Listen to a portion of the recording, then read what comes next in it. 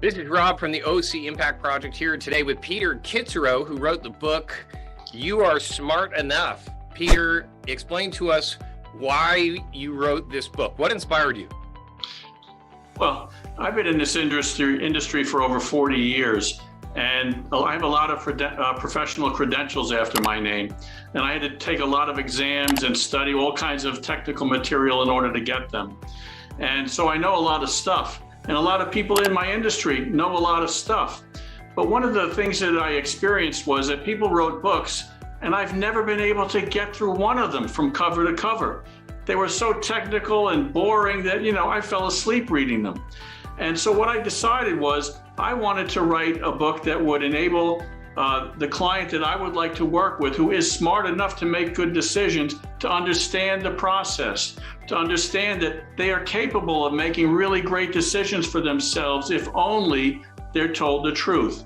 And the truth is not a mystical or religious concept to me. It just means, like Joe Friday once said, all the facts, ma'am, the good ones, the bad ones, the ugly ones. If we take all those facts and we meld them with a person's particular circumstances, they are capable of making the decision to adopt or reject that strategy or that product. And, I also tell clients, I really want you to trust me, but I never want you to make a decision to do something because you trust me.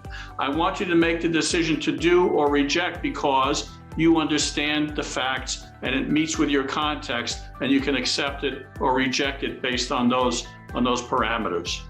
Yeah, I love it. And usually when I read a financial advisor's book, it usually reads like a sales pitch. I'm so grateful that in this particular book, you definitely didn't take that approach. Like you, I fall asleep reading those types of books.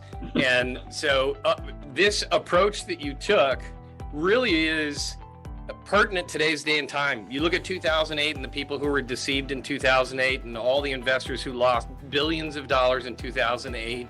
You took a different approach by empowering people to make their own decisions by helping them understand the circumstances and allowing them and empowering them to make those decisions. So if you had one piece of advice that comes from your book, what would you give them?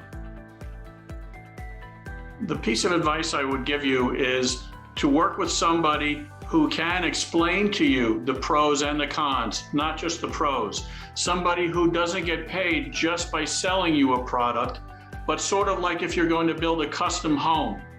The first step to building a custom home is you go see an architect, and he draws the plans for you, and he gets paid for that. Now, once you have those plans, do you have a home? No. Now you have to go meet with a contractor to assemble the materials and actually construct it.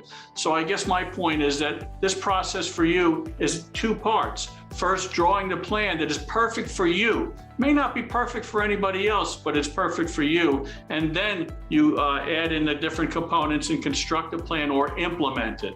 Most people today, they do it exactly the other way around.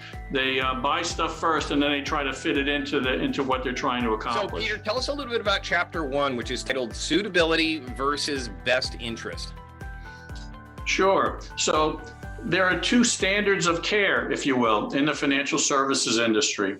And the first one is called best interests. And best interest planning is only done by someone who's called a fiduciary.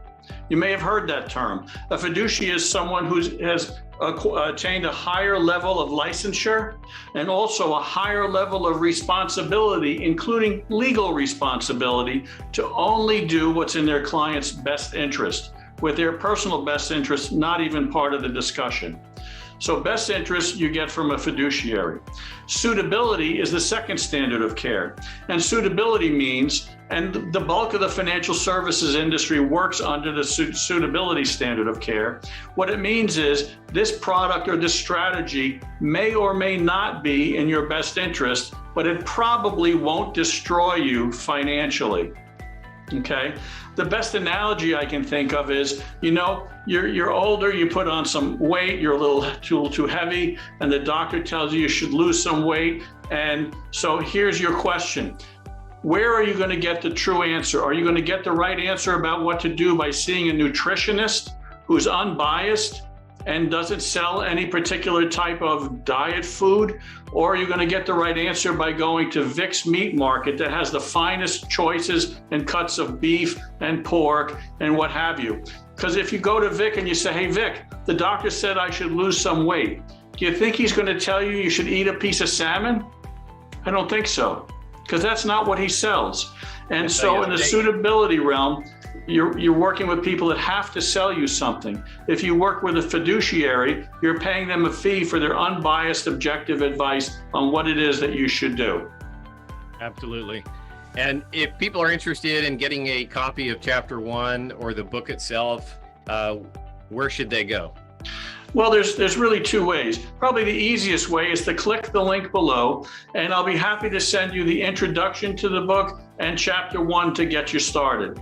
If you can't wait and you want to get your hands on the whole book, either in paperback or in Kindle, you can go to Amazon and search for You Are Smart Enough and my name, and you will find it right there.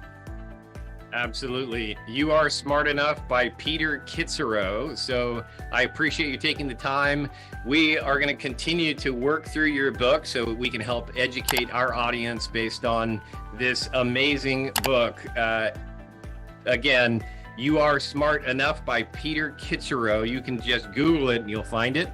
Otherwise, he'll send you Chapter 1 in the introductory free. Just click the link below. Thank you, and we'll see you next week. Thank you.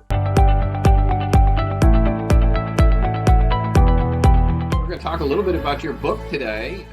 We're looking at Chapter 2, which is the good, the bad, and the ugly. Well, as it applies in this book, we're really talking about good facts and bad facts, or if you prefer, the pros and the cons of any product or strategy you might be considering with regards to your financial plan.